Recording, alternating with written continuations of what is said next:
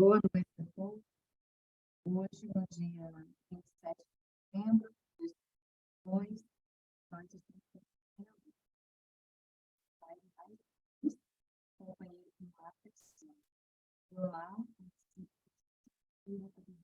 ingleses e também da sociedade da cidade de Niterói, no Rio de Janeiro. E hoje, a gente vai e os excluídos. A nossa companheira Marisol está aqui conosco, vai fazer a página segunda.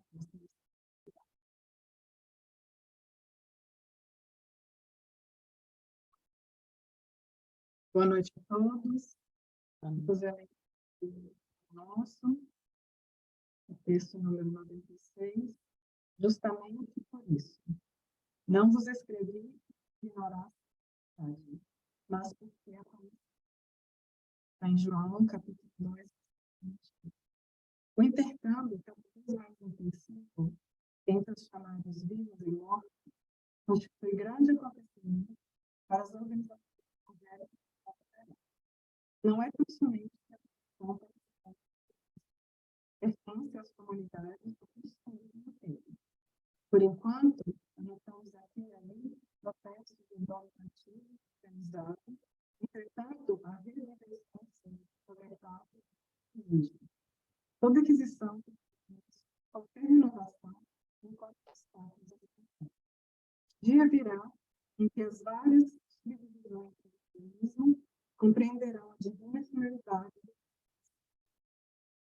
O movimento de troca espiritual entre as cada vez mais o devotamento dos desencarnados provoca a atenção. O Senhor permitiu o mundial Pentecostes para o reajustamento da terra.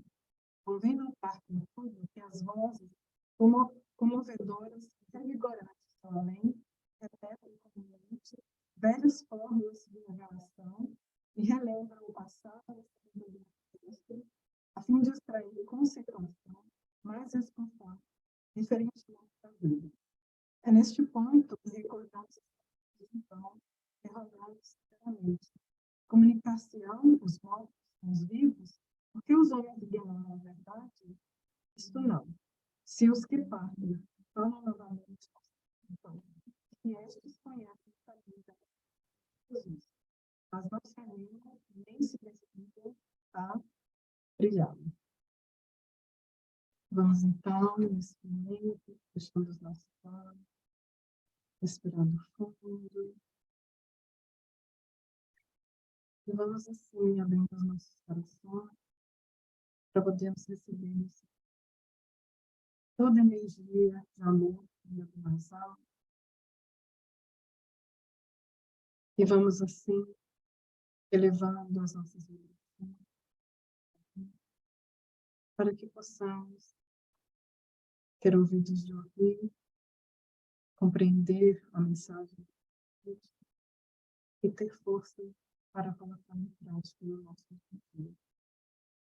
E assim, envolvido por todas essas vibrações, vamos dando início à palestra essa noite. Que assim seja.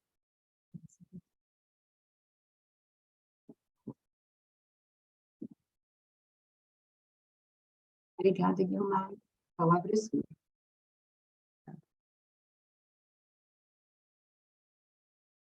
Boa noite, companheiros. É uma alegria estar novamente com vocês, agora encerrando o ano, não é? E pedindo a Jesus que envolva os nossos corações em muita paz e muito equilíbrio. Enfim, estamos chegando em dezembro. E dezembro sempre é aquela quadra do ano em que nós nos sentimos muito envolvidos. Há dentro de nós um despertar de sentimentos muito visível, não é? A preocupação em oferecer-se àqueles menos beneficiados economicamente, oferecer-se presentes, ajuda, colaboração. Isso nos torna, de uma certa forma, mais caridosos, não é? E o que podemos entender disto será a nossa possibilidade de nos abrirmos a que o psiquismo do Cristo chegue até nós, como ainda muito distantes dele, mas já nos primórdios, não é? Dessa relação tão fecunda que é a nossa relação com Cristo, nosso modelo e guia. E ainda estamos pela quadra do Natal, e por isso mesmo falar do Cristo em dezembro é presença indiscutível, não é?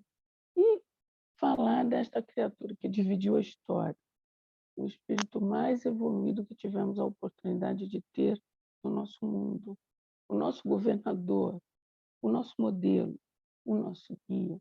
Não só é uma atividade hercúlea para nós que ainda são pequenos em entendimento, como também é muito rico, muito rico. E na noite de hoje eu pensei em abordarmos a questão dos excluídos, uma questão que nunca deixou de pertencer às nossas sociedades, à humanidade, mas que hoje se torna uma questão de muita visibilidade em função dos fatos que viemos atravessando até agora. Mas vamos iniciar nos reportando ao Evangelho de João, no seu capítulo 8, versículos 15 e 16, quando Jesus fala: vós julgais pela aparência, eu a ninguém julgo. Ou melhor, eu não julgo a ninguém, enquanto vós julgais pela aparência, né? Então, a gente já vê aqui, de princípio, Jesus nos mostrando a dificuldade que temos com o nosso julgamento, porque os nossos julgamentos são muito mais de rotulação, não é? De olhar a criatura, observar, quer seja no ambiente social, quer seja num trabalho, quer seja em qualquer situação, a gente logo rotula aquela pessoa e julgamos. Jesus sabiamente nos diz: vocês julgam pela aparência, mas eu não. O que levaria a, desde esse momento, termos a consciência de que o nosso julgamento, muitas vezes, para não dizer todas elas, é equivocado. E não conhecemos os conteúdos que formam a situação. E aí a gente sai julgando. E então, por isso, e a partir disso, nós vamos abordar alguma coisa, não é? Quando Jesus vai, isso é narrado por Lucas, no seu Evangelho, no capítulo 5. Vale sempre lembrar que o Evangelho de Lucas é o chamado Evangelho do amor. Por quê? Apesar de Lucas não ter convivido, ter sido contemporâneo de Jesus, ele era muito amigo de Paulo, de Saulo de Tarso, muito amigo de Paulo de Tarso. E com ele foi aprendendo. E Lucas era alguém também, tal qual Paulo, muito desenvolvido intelectualmente, socialmente. Ele havia estudado na Escola de Medicina de Alexandria e, por isso, era um médico. Era de uma família, sua mãe era extremamente bela e seu pai muito bem situado em termos de cultura e inteligência. E ele é muito amigo de Paulo, que, da mesma forma, era um espírito já de envergadura, tanto que foi o vaso escolhido por Jesus. Então, Paulo diz a Lucas, ele já está detido, diz: olha, Lucas, eu queria muito escrever o Evangelho de Jesus, mas não há tempo, é porque Paulo tinha uma tarefa muito grande. Então, eu te peço que pegues todo o nosso material que já temos e vás a Maria, e Maria te dará os elementos para escreveres o Evangelho de Jesus, a boa nova de Jesus. Então, Lucas vai a Maria. E nós, no caso mulheres, e também os pães que conosco compartilham deste encontro, sabemos que a visão para com os nossos filhos, quer sejam eles da carne, quer sejam do coração, é uma visão que sempre é amorosa, privada de amor todo o tempo. Então, vem este evangelho com a narrativa de Maria, eivado de carinho. Então, ele vai contar que, no seu capítulo 5, que havia um rapaz que era um cobrador de impostos, filho de Alfeu, chamado Mateus, também conhecido como Levi. E ele, por ter essa profissão, não era aceito na sociedade. Por quê? Porque Roma tinha uma cota de impostos. Você pagava impostos da pessoa física, o nosso popular leão, impostos da propriedade, o nosso popular IPTU. Eu sei que vocês aí, a coisa é muito mais tranquila, mas nós aqui é assim. E um terceiro imposto, que era o imposto pelo uso do subsolo. Então, você pagava o IPTU do seu local de moradia, mas também tinha que pagar o imposto do subsolo, que tinha água, minérios, metais, enfim. Então, você vivia muito exprimido em questão desses impostos. Então, ela fixava, Roma, uma quantia X para o pagamento desses impostos. Vamos lembrar que aquele povo encontrava-se sob o domínio romano. E nestas questões não havia como fugir. Os romanos nunca tiveram poder sobre o povo hebreu na questão religiosa. Essa sempre, não é, pela questão de ser um povo monoteísta, uma ilha num oceano de politeísmo, né? Mas voltando então à questão dos impostos, estes hebreus que tinham algum dinheiro compravam essa taxa de impostos, isso é, pagavam a Roma aquela cota e depois iam cobrando dos seus cidadãos. E isso era muito mal visto pelo povo, porque eram os seus compatriotas trabalhando em favor do dominador. Então, os publicanos eram tidos como homens de má vida ou pecadores. Aqui vale uma análise, porque o pecador, para o grego, é todo aquele que comete um deslize, um equívoco. Mas para os fariseus, saduceus, aqueles rigoristas da lei hebreia, o que era o pecado? Era o gentil, era aquele que não praticava os rituais da religião, que não era o ortodoxo. Então, esse já era um pecador por si só. Então, como os evangelhos foram escritos, alguns em aramaico, outros em grego, né, a gente tem essa subdivisão. Mas o fato é que este rapaz trabalhava, então, na coletoria e na coletoria aduaneira ali da região da pesca. E Jesus vai começar a implantar realmente o evangelho na Galileia, né? Como dirá Ernest Renan, que é um grande historiador, a Galileia era um local de homens muito corajosos, conhecido por ser habitada por pessoas muito corajosas.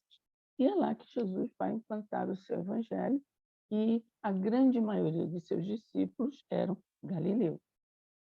Então, ele foi de Nazaré para a Galiléia, às margens do lago Tiberíades, que recebeu esse nome em homenagem ao imperador Tibério, mas que era, na verdade, o chamado Mar da Galiléia, um lago de 12 quilômetros por 20 e poucos. Não era assim muito grande. Mas o que o destacava era ser um lago extremamente pescoso. Então, havia muita pesca ali. E ali trabalhavam muitos pescadores. Dentre eles, não é? Pedro, Simão e seu irmão, e seu pai, que era o dono da empresa, e tantos outros. Mas, enfim, esse homem trabalhava ali na coletoria. E ele já ouvia falar daquele homem tão diferente, e dentro dele havia um desejo de mudança, mas era impossível, porque ele agora rendia deveres a Roma, não era aceito por sua sociedade, por seus companheiros. Então, quando as pessoas andavam, ele sempre andava na retaguarda, nunca se misturava, não era convidado, enfim, era excluído. E um belo dia ele está lá na coletoria e passa um grupo, todo mundo, olha, vem aí aquele Galileu. E ele olha para aquele homem. Olha para aquele homem e fica extasiado. E vai seguindo, guardando a devida distância. Não era aceito por todos. E num belo sábado, em que ele não deveria trabalhar, respeitando o Shabat, ele vai à coletoria. E quando ele está ali, aquele homem o chama. E ele se sente invadido por uma tal energia que ele fecha tudo, larga tudo e vai atrás daquele homem. E o que ele resolve naquele dia? Ele está tão feliz, que ele vai e organiza um banquete em sua casa. Imagina, não é?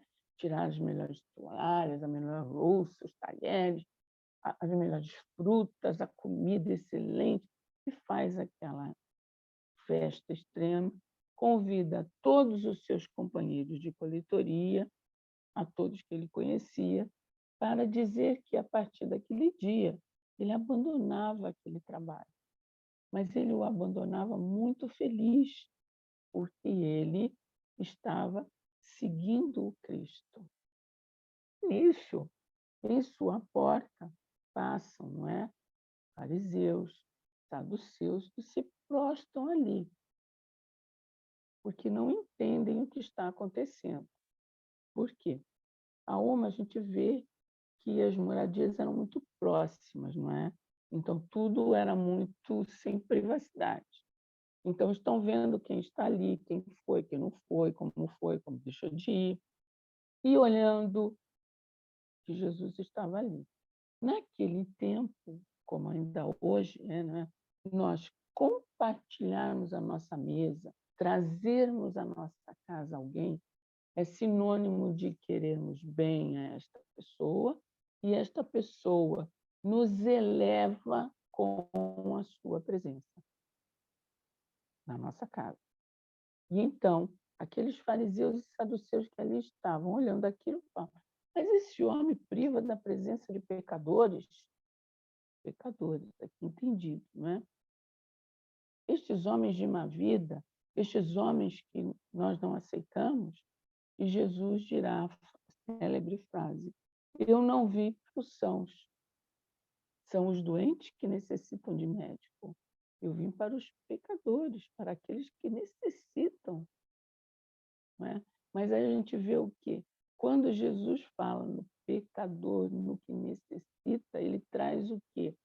A presença da individualidade chamando a personalidade. Porque ele diz que nós somos deuses. Então, dentro de nós já há essa divindade. Mas nós precisamos, nós, espírito, individualidade, self, chamar a personalidade, a pessoa do momento, a ficar parelha com a individualidade, a viver a mensagem da divindade. Era isto que Cristo buscava. Ele não curou a todos, porque muitos daqueles ainda não tinham essa condição. Quando ele chama Simão e seu irmão, não chama seu pai, porque seu pai ainda não tinha condições, mas aqueles dois já tinham. Então, ele via nas pessoas a condição de a individualidade superar a personalidade. Em outras palavras, não é? O nosso self, o nosso interior, o nosso eu supremo, chamar o ego, esse que quer ser o grande herói da festa. Então, ele mostra ali que veio para quem? Para esses isolados sociais, para esses excluídos. Então, ele vai exaltar a mulher, exaltar aqueles que têm dificuldades no plano físico, que nada mais é do que o escoamento das energias da individualidade que precisam ser escoadas. Os efeitos da lei de causa e efeito. Mas aqueles que já o conseguem, já podem estar liberados, não é?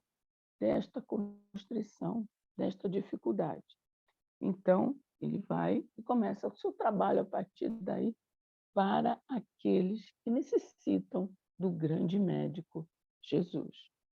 E vale sempre lembrar a questão da mulher, porque a mulher não tinha posição, não tinha possibilidade, não era reconhecida, era realmente alguém isolada.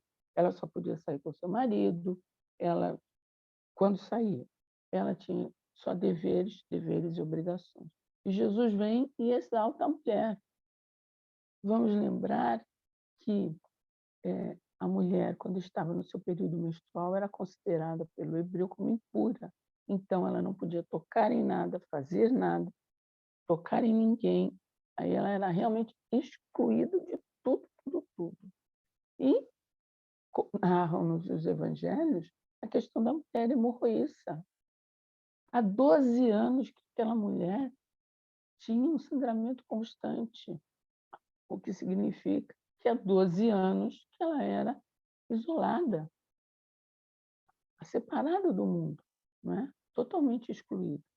E a sua fé era tal que ela vai e toca a veste de Jesus. Ela não teve um contato visual, um contato de tato, não. Ela toca a veste de Jesus, mas toca de uma tal maneira que Jesus pergunta: cá, quem foi que me tocou? Pedro, Jesus? Uma multidão que tem aqui, eu vou saber quem tocou a sua roupa? Né? E aquela mulher, então, é retirada daquela situação. Quando Jesus vai a Samaria e vai ao poço de Jacó e manda que os discípulos fossem procurar comida para ficar ali isolado, porque ele sabia que vinha ali uma mulher que era capaz de fazer valer a sua individualidade. E fala com ela, o que era um crime à vista do judeu. Né? E ele conversa com ela e pede-lhe água. E ela, que era uma mulher sem preconceitos, diz a ele: aí, você está pedindo água para mim, que sou mulher, em primeiro lugar. Segundo lugar, estou sozinha. Terceiro lugar, sou samaritana, mal vista. E você quer água e não trouxe caneca? Olha a ousadia dessa mulher. Jesus vê nela uma possibilidade imensa. E então, ele fala, sabe a frase: eu tenho a água que dessedenta. Quem beber dessa água não vai ter mais sede. E a mulher compreende. Mas nós queremos nos fixar ainda no Evangelho de Lucas, no capítulo 7, versículos 36 a 50, que Jesus vai a Magdala. E Magdala, naquele tempo, era a Nova York do momento. Todo mundo tinha que ir a Magdala, porque lá estava a riqueza, lá estava o poder, lá estava tudo, estava em Magdala. E havia lá um fariseu de nome Simão. Simão é um nome muito comum daquela cultura.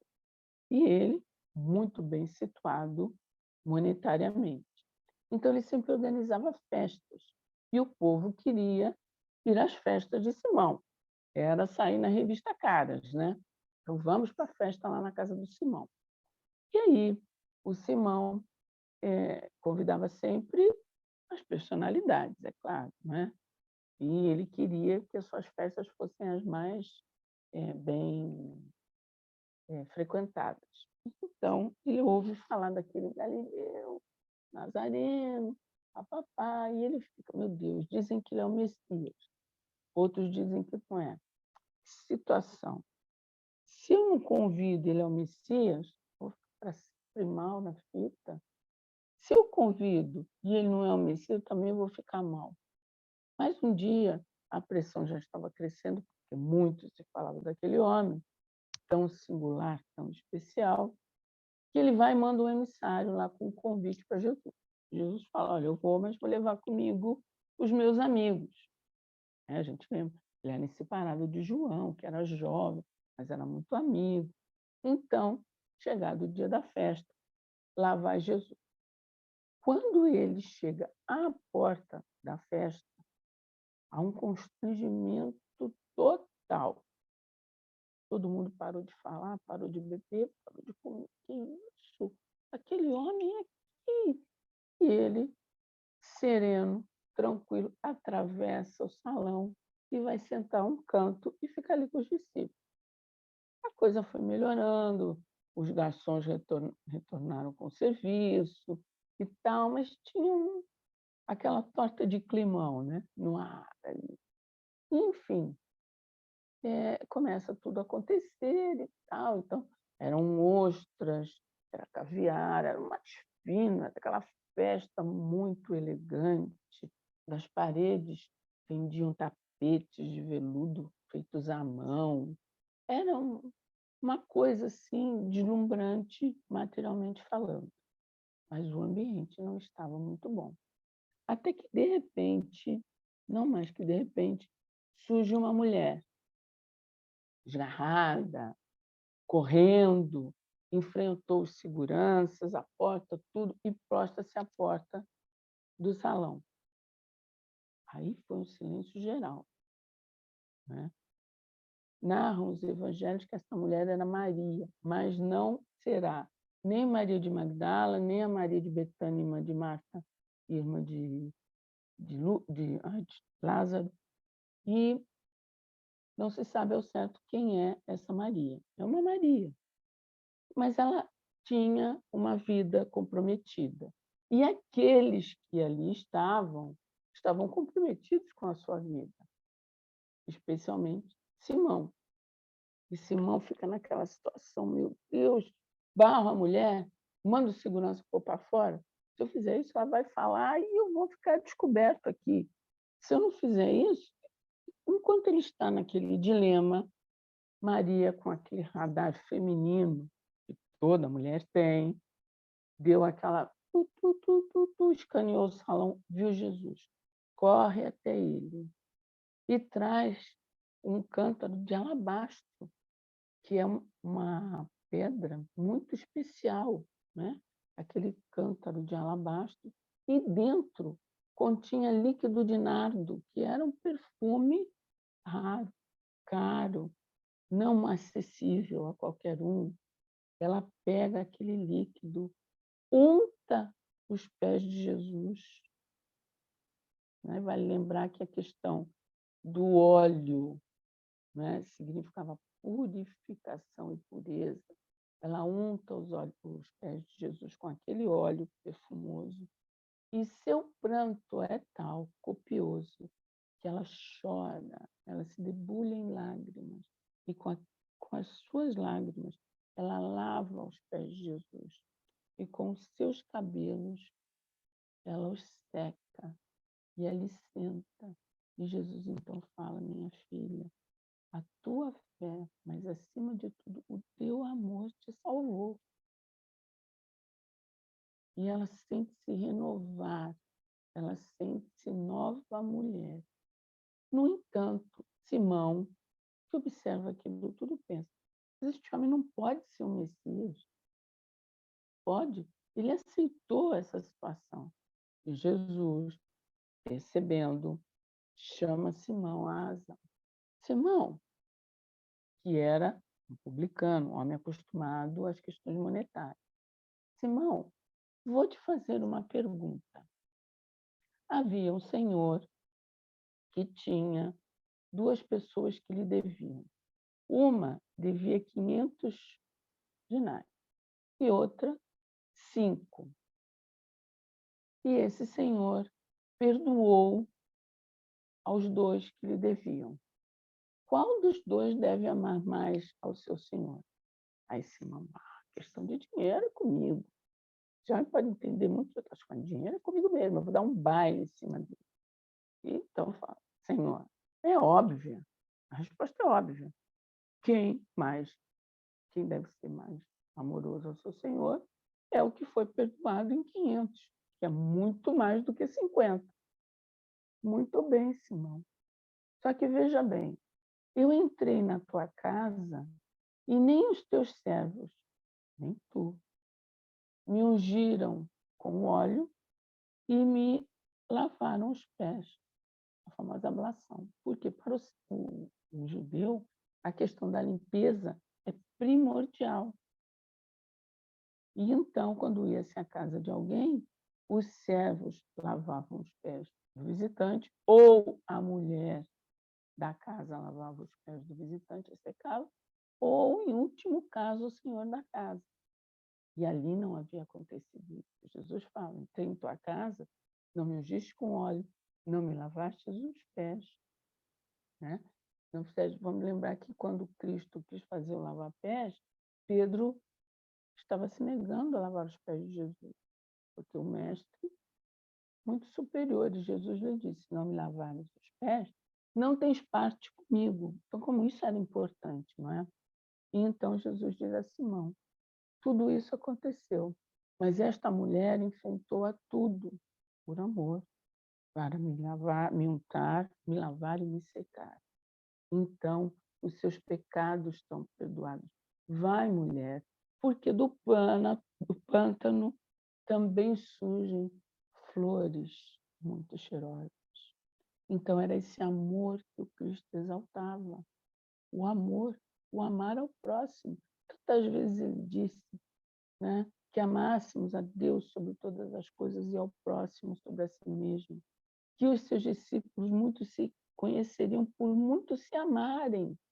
E hoje vivemos o tempo da intolerância, de não aceitarmos o outro como ele é, como que ele acredita, porque ainda julgamos pela aparência, como Jesus falou. Então, o convite do Natal é que a cada dia nasce em nosso coração o Cristo na forma de amor, amor ao próximo, amor a nós mesmos, que somos essas criaturas que detemos os braços materiais para que a obra possa ser feita. A obra é de Jesus, mas a tarefa é nossa. A tarefa é de irmos a campo, de saciarmos a fome daqueles que não têm o que comer, de saciarmos a fome daqueles que não têm o afeto, que são os carentes espalhados pelo mundo. Quanto afeto temos desperdiçado, não temos envolvido aos nossos irmãos. Então, Jesus nos chama para esse Natal diariamente e que possamos, em 2023, vivê-lo na íntegra, dando o nosso contributo da maneira que nos é possível, pequenas tarefas, médias tarefas, tarefas mínimas, mas aquilo que possamos fazer, fazer com amor. E esse amor é algo tão tão sublime, que envolve as pessoas. E envolveu ao poeta lusitano, que é um imortal da Academia Mundial da Literatura, chamado Luís de Camões, com sua obra Os Lusíadas, né? Que mostra diretamente o que está escrito na questão 653 do Livro dos Espíritos, na Lei de Adoração, quando os Espíritos nos dizem que a verdadeira adoração é a do coração, ou seja, é a do amor. E este homem captou na sua pena essa grande verdade quando diz que o amor é fogo que arde e não se vê, é ferida que dói e não se sente, é contentar-se descontente do que desatina sem doer. Mas como pode, nos corações humanos, causar amizade, se tão contraditório em si mesmo é o amor? Que o nosso amor não seja contraditório, que o nosso amor seja assertivo. Eu vou amar o meu irmão, oferecer-lhe o melhor de mim. A ele cabe aproveitá-lo ou não. A mim cabe a tarefa com a qual o Senhor me plantou neste local, onde quer que estejamos. Aqueles que, por motivos vários, são obrigados a se afastar do seu país de origem, de amizades, de amores, de atividades, da vida social, enfim. Onde eles estejam, que possam semear, mas a boa semente no bom solo. Vamos amar, porque é o nosso exemplo que arrasta multidões. O Cristo arrastou, continua arrastando, pelo seu exemplo. Palavra simples que toca o coração. Atitude completa que envolve de amor. E é em nome desse amor e dessa energia sublime que nos envolve a cada vez que a gente pensa nesse modelo e guia que nos chama a cada dia para o nosso crescimento, nos colocando sob uma lei de progresso. E nós, nesse momento, vamos elevar o nosso coração, o nosso pensamento a Deus, Pai de misericórdia, e também a Jesus, esse amigo sublime, com o qual tão singelamente pudemos esta noite observar um pouco da sua grandeza, do seu infinito amor por todos nós. E aí, rogamos que envolvam a toda a humanidade neste momento de tanta dor, de tanta luta, de tanta exclusão. Mas aí também pedimos por cada um de nós e por aqueles que passam pelo nosso pensamento, mas também aqueles que nos deixaram seus nomes, rogando que fizéssemos preces intercessórias em seu favor. Também pedimos pelos doentes dos hospitais, das ruas, das casas, das chamadas casas de saúde mental, para aqueles que se encontram em terríveis situações, mas também, Senhor, para aqueles doentes sociais nas prisões, nas carceragens. Mas lembramos ainda daqueles nossos companheiros que são os doentes sociais. Mas não vamos nos esquecer daqueles outros que imaginaram que, dando fim à vida física, seriam, no final, a conclusão, a resolução dos seus problemáticas. A eles pedimos, Senhor, a eles envolvemos, a eles enviamos nossas melhores energias para que tenham um novo recomeço, para que possam, do fundo do seu coração, desejar serem resgatados pela falange de Maria, com sua rede de pescas dos espíritos, auxiliada pela Rainha Santa Isabel, a chamada Rainha de Portugal. Que possam, Senhor, dar início a novas vidas, a novas oportunidades, ao final de seus sofrimentos, porque o que todos nós almejamos, Senhor, é crescer, é nos evoluirmos e chegarmos tão perto desse Deus de amor, de misericórdia. Que a paz, querido Jesus, que a tua paz envolva todos nós. Que o início deste ano, na calendário, mas possa marcar nos nossos corações o início de uma nova era para cada espírito que somos nessa jornada material que chamamos de vida. Obrigada, Senhor. Muito obrigada. Desejo a todos, do fundo do meu coração, muita paz, muita saúde, muito feliz, as melhores vibrações. E assim seja.